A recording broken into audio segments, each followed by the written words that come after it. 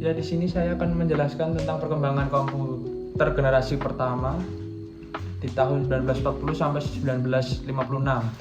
Yang menjadi ciri utama memakai vacuum tube atau tabung hampa ukuran sangat besar, panas dan boros listrik.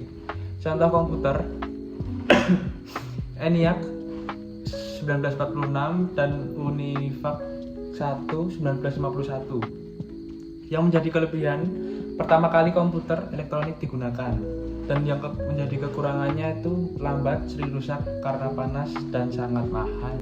Oke, di sini saya akan menjelaskan komputer generasi kedua dari tahun 1956 sampai 1963. Menggunakan teknologi utama yaitu transistor, menggantikan vacuum tube yang sebelumnya besar, panas, dan boros daya menjadi lebih kecil dan lebih tahan lama. Karakteristik utamanya ada ukuran yang lebih kecil, menghasilkan panas yang lebih sedikit, serta hemat energi. Lalu bahasa pemrograman yang muncul pada komputer generasi kedua ini ada COBOL itu untuk bisnis dan Fortran untuk sains dan teknik. Serta ada assembly yang masih digunakan tapi lebih jarang. Lalu menggunakan sistem output punch card atau pita kertas.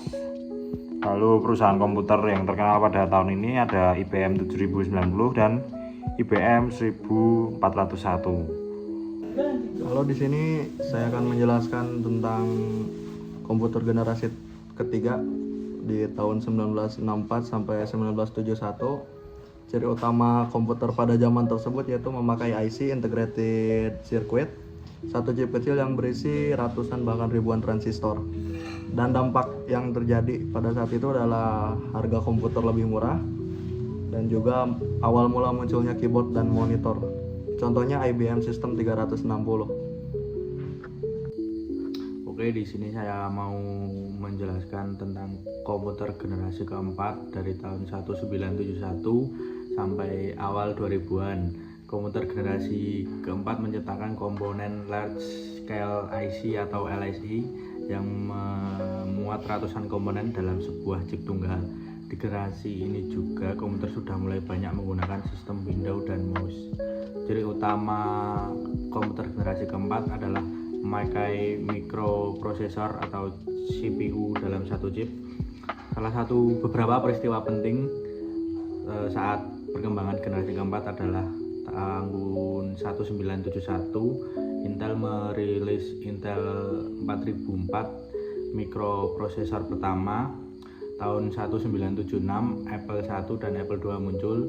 Tahun 1981 IBM PC diluncurkan. Hasilnya komputer pribadi atau PC mulai masuk ke rumah dan kantor. Oke, saya di sini akan menjelaskan komputer generasi kelima adalah komputer yang berkembang mulai tahun 2000 hingga sekarang, di mana teknologi sudah mengarah pada kecerdasan buatan yang dimaksud AI. Komputer di era ini menggunakan prosesor multi-core yang membuat kinerja jauh lebih cepat.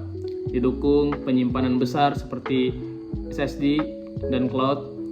Selain itu, muncul juga perangkat mobile seperti smartphone dan tablet yang membuat komputasi bisa dilakukan di mana saja.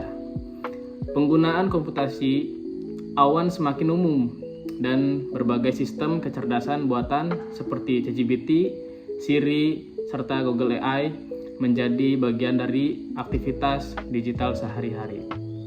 Oke, di sini saya mau menjelaskan perkembangan masa kini dan masa depan. Di perkembangan masa kini ada 4 poin, yaitu 1.